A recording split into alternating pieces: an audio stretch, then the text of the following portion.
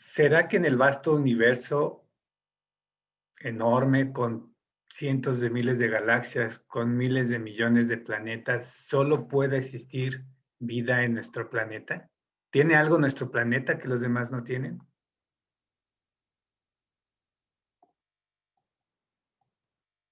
¿De dónde salió tanta biodiversidad? Tantos seres vivos, de tantas formas, de tantos tamaños, de tantos colores. Preguntas como estas se han hecho desde hace mucho tiempo y se le han dado muchas respuestas. En esta caricatura estamos viendo un ejemplo de algunas posibles respuestas, que aunque parecen broma, ¿no? Como esta de que hayan salido, que las hayan traído los extraterrestres. Hay otras que a lo mejor todavía usamos y a lo mejor hemos oído a nuestras abuelas cuando dicen tapa la basura porque se hacen moscas o se hacen ratones, ¿no? Entonces también pensamos que a veces los seres vivos se hacen, se forman de cosas como la basura.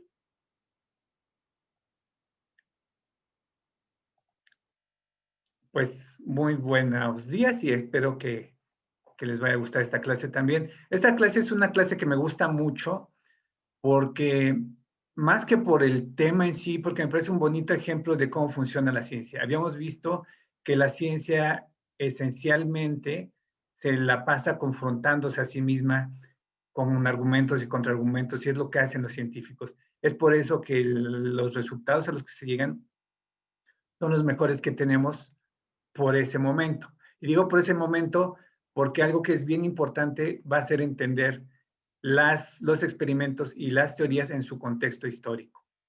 Las verdades son verdades mientras tenemos ciertos paradigmas que, que nos convencen en ese momento, pero que pueden cambiar. Bien, entonces, espero, esta clase va a tener que ser muy rápida porque son muchos temas, es muy larga, de hecho la vemos en varias clases normalmente, así es que les voy a pedir que con calma después ustedes tomen sus notas, también les voy a dejar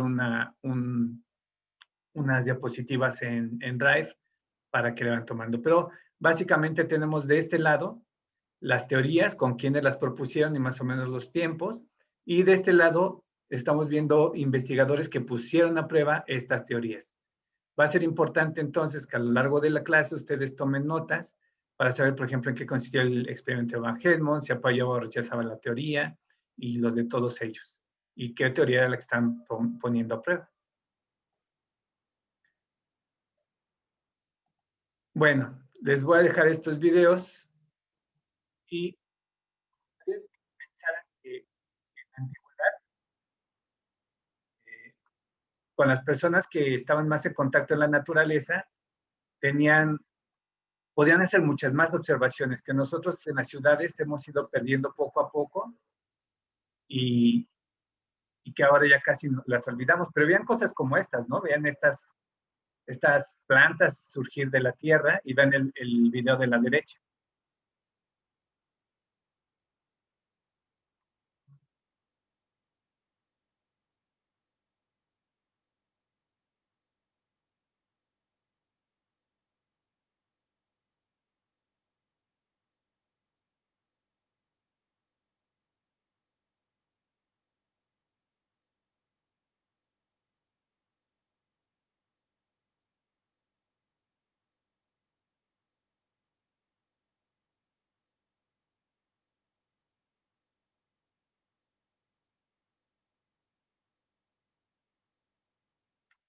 Un sapo.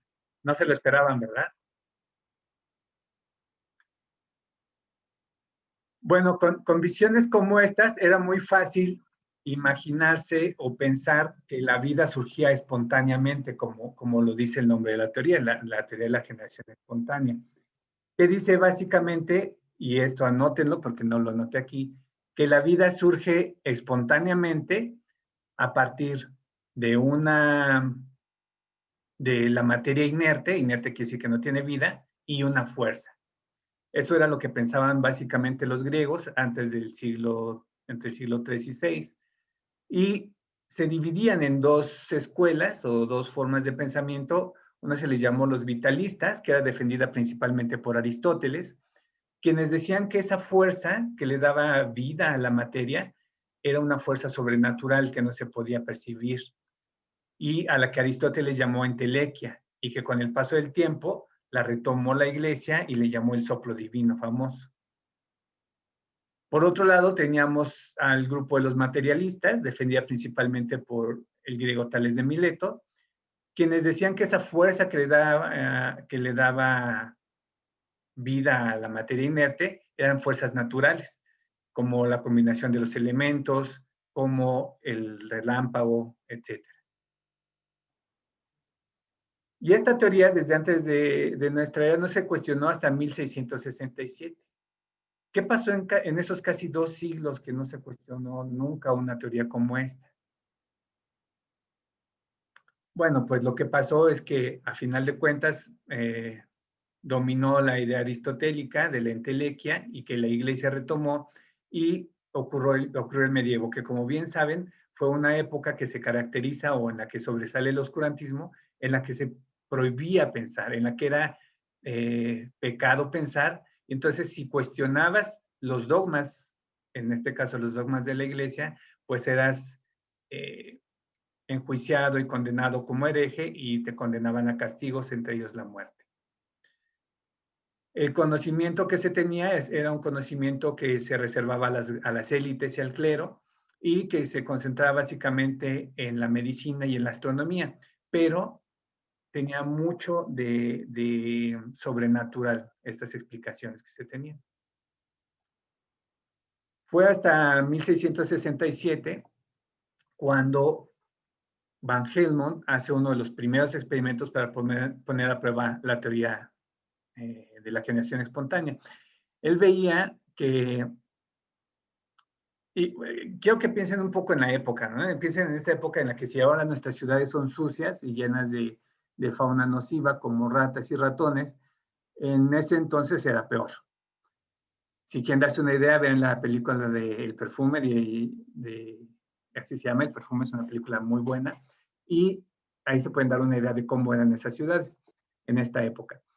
El punto es que Van Helmont seguramente veía que de su ropero salían ratones, y entonces cuando se va a ver de dónde diablos salen esos ratones, encuentra que en su ropero tenía cosas como bolsas de trigo y su ropa sucia, y él supuso que los ratones se generaban a partir de ese trigo y del sudor de su ropa. Entonces, para ponerlo a prueba, puso esos ingredientes, el trigo y su ropa sucia, en un matraz, los guardó en su closet y los dejó 21 días. Al cabo de esos 21 días encontró ratones y entonces supuso que, que los ratones efectivamente surgían del trigo y del sudor. Piensen, si Van Helmont, ¿cómo hubiera sido la hipótesis de Van Helmont? Hubiera sido más o menos así. Si es verdad que los ratones surgen del trigo y la ropa sucia, entonces, al poner yo trigo y ropa sucia en un matraz, aparecieron ratones. Y como aparecieron ratones, el resultado o la conclusión fue que efectivamente existía la generación espontánea y era como una receta, él daba una receta. Pero iba más, hacía observaciones y decía, no, y lo que es muy curioso es que después estos ratones se reproducen como todos los ratones normales, ¿no? Tienen ratoncitos y ya.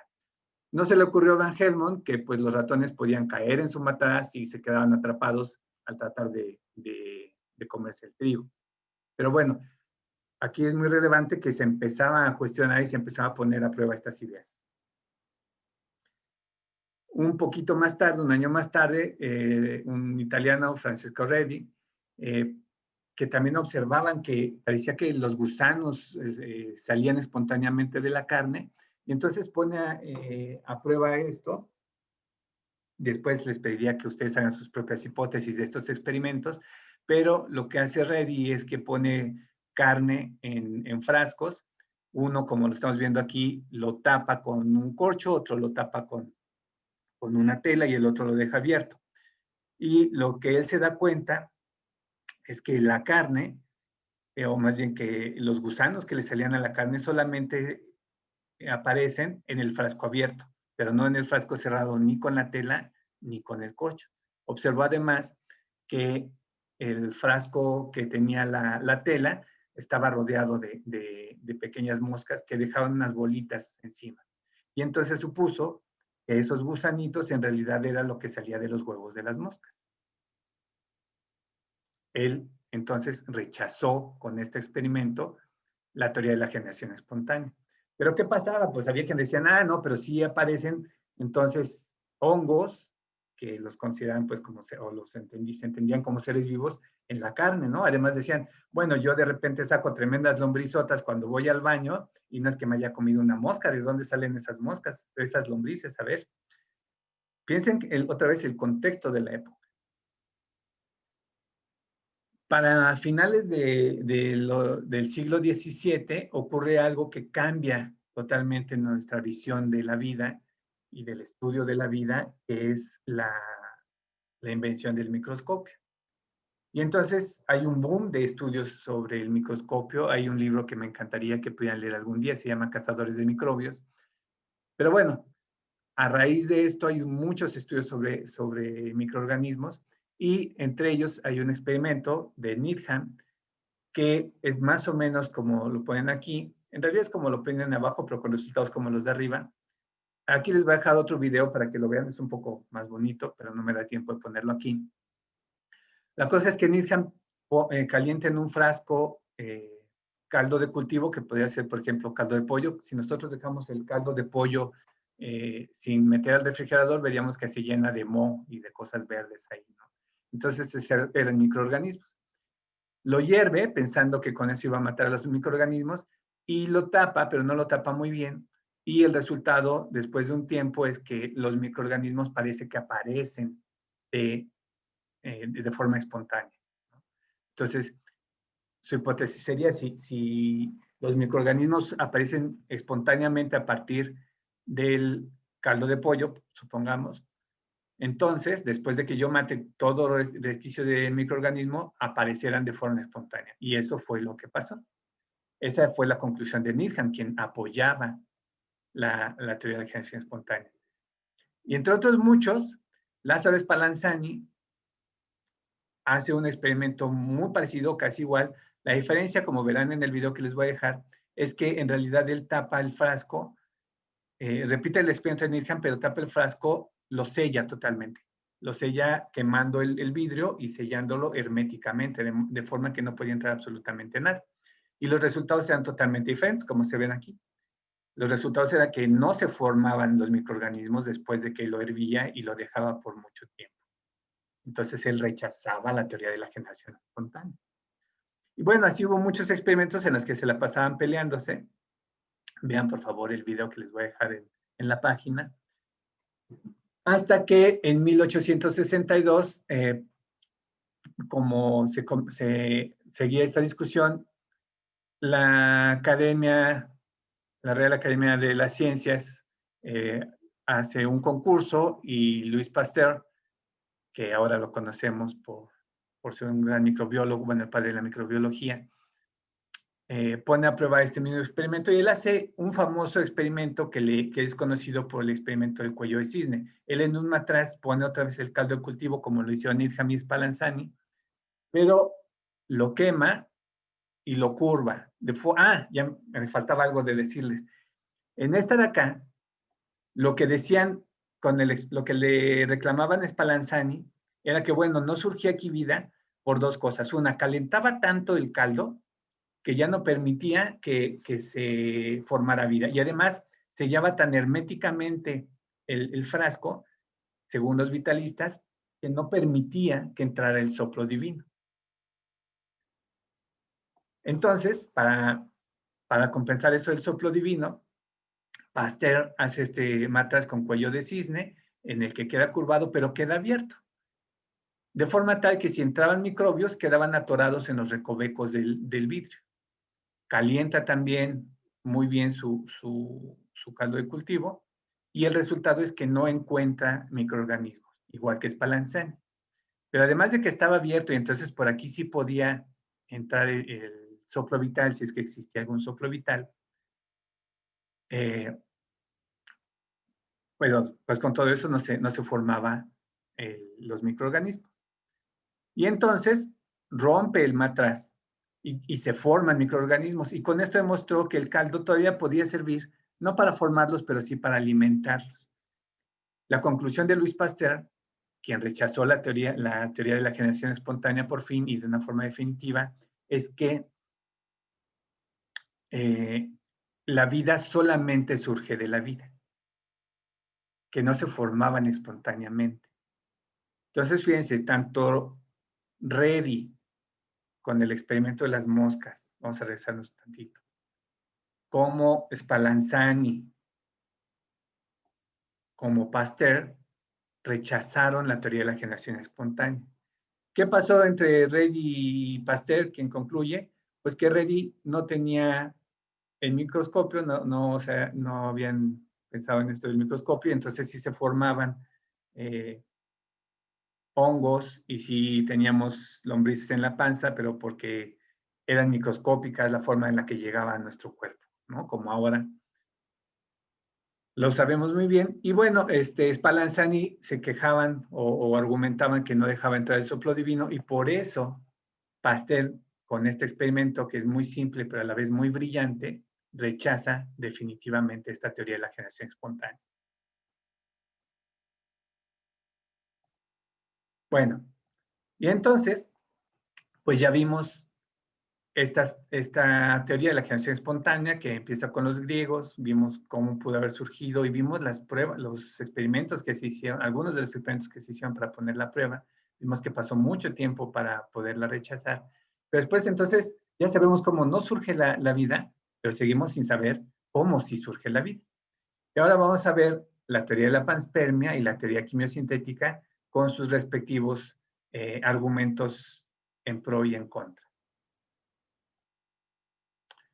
Bien, la primera de ellas es la panspermia, que la propuso Arrhenius, quien fue premio Nobel de Química en su tiempo, es decir, no era cualquier persona. Y Arrhenius lo que pensaba era que la vida había llegado a la Tierra proveniente del espacio exterior.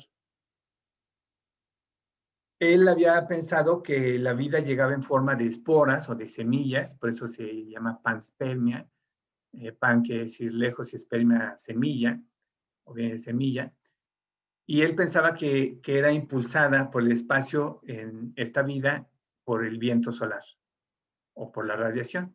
Entonces, por eso se le llamaba a esta parte de la teoría o a esta versión de la teoría de la panspermia como radiopanspermia. Más adelante, Paul Becker, que no era un premio Nobel, pero sí tenía en su familia premios Nobel, era un investigador que se dedicaba principalmente a la criogénesis, es decir, a congelar a los organismos.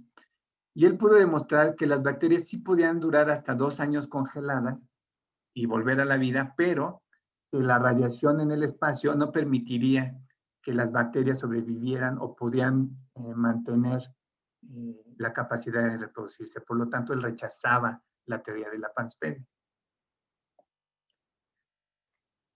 Ya en los 60, para 1960, se encontró un meteorito que contenía hidrocarburos y aminoácidos que, como vimos cuando vimos biomoléculas, son las bases de las proteínas, que son moléculas características de los seres vivos. En 1969 se encontró que estas naves que mandó Estados Unidos a la Luna, estas misiones que se llamaron Apolo, en el Apolo 12 fueron y regresaron bacterias y seguían vivas, lo que demostraba que lograban sobrevivir a esas condiciones del medio. Además, se fueron encontrando aquí en la Tierra algunos organismos que se les llamó extermófilos porque podían vivir en condiciones muy extremas. Entre ellas tenemos estos tardígrados que me encantaría que hoy en día podamos ver en el microscopio. Y otros organismos que viven en las chimeneas hidrotermales a una gran profundidad o en el Ártico con muchísimo frío, etc. Y además se encontró este meteorito conocido como ALH 84001, que se descubrió en la Antártida en 1984 y que se piensa que que se sabe que viene de Marte y se piensa que esto que estamos viendo aquí es un fósil de una bacteria. sin embargo todavía es controvertido.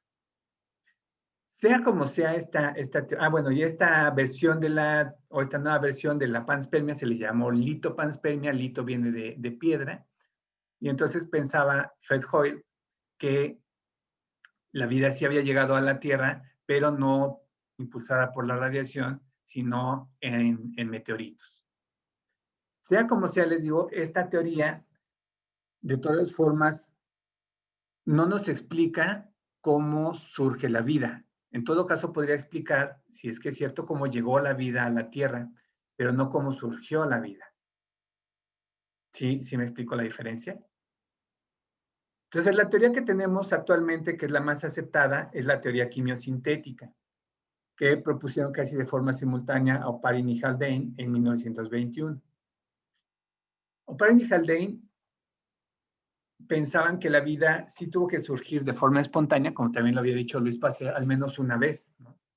Pero a diferencia de la teoría de la generación espontánea, pensaban que había sido un proceso un poco más lento, que no surgía un sapo de la Tierra, sino que primero tenían que surgir las formas más básicas de la vida, que serían las biomoléculas. Entonces, pensaron que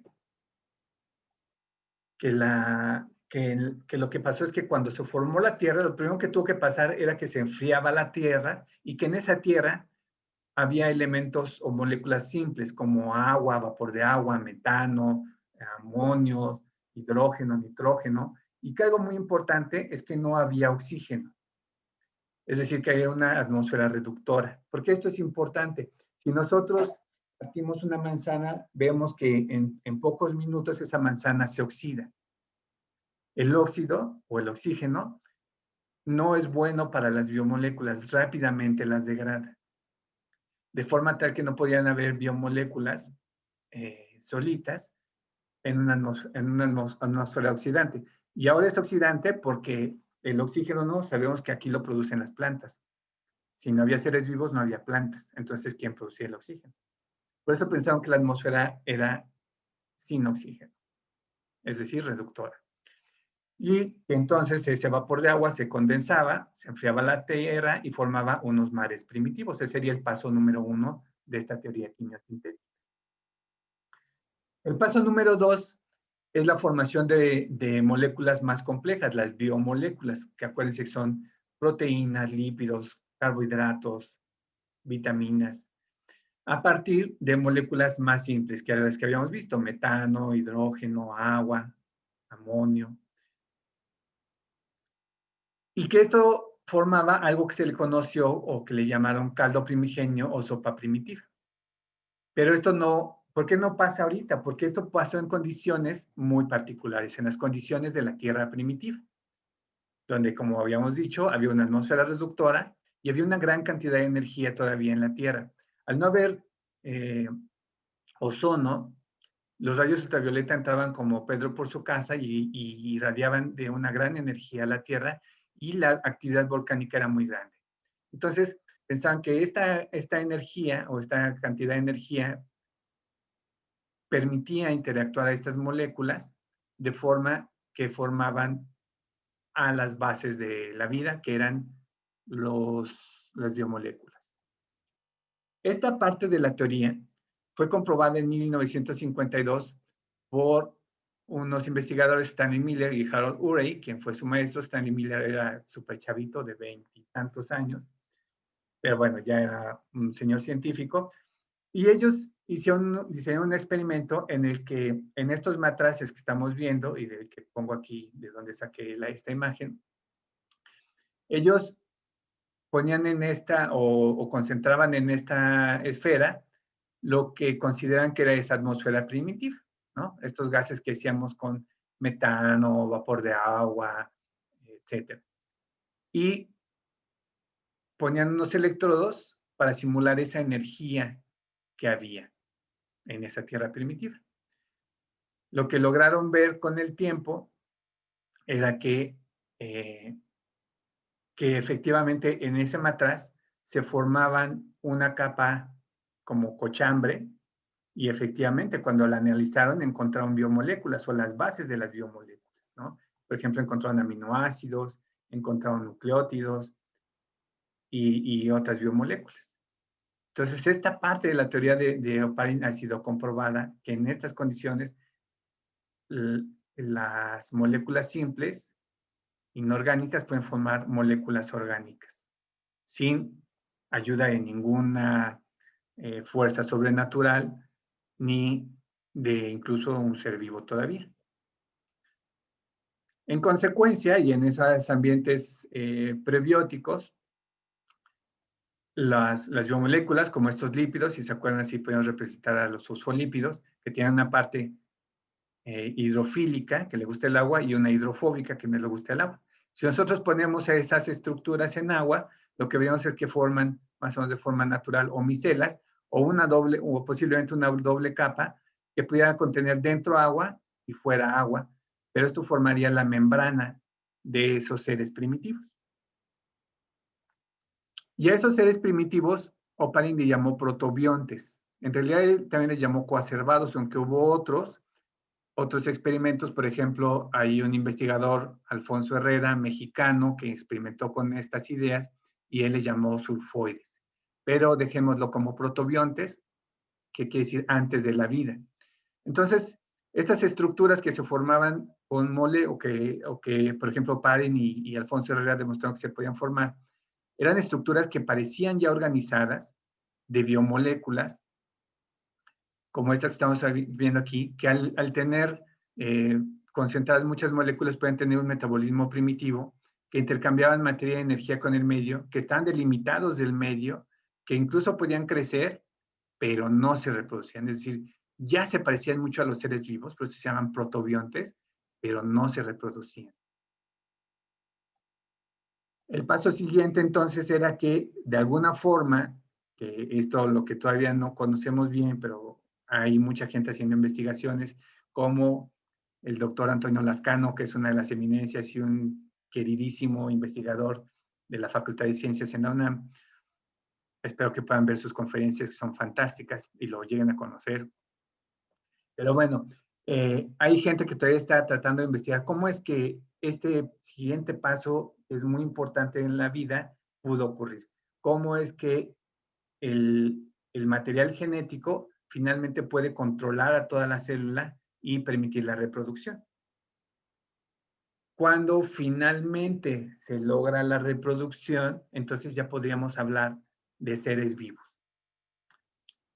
Y estos seres vivos pues ya evolucionarían dando origen a toda la biodiversidad que conocemos ahora. Espero que tomen apuntes, vuelvan a pasar el video con calma, porque va a ser importante para el ejercicio que vamos a hacer. Y después la historia no acaba aquí, además vamos a ver que todavía sigue y se siguen peleando, y qué bueno que así sea, porque así es la ciencia. Y vamos a ver pues todas las secuelas de estas investigaciones, no todas, hay muchísimas, pero bueno, a mí me interesa que vieran que la ciencia funciona así, ¿no? Con argumentos y contraargumentos, con experimentos y contraargumentos y contraexperimentos, y que así llegamos a las verdades que tenemos actualmente. Espero que les haya gustado esta muy rápida clase y que les sirva. Cuídense mucho y nos vemos en la siguiente sesión.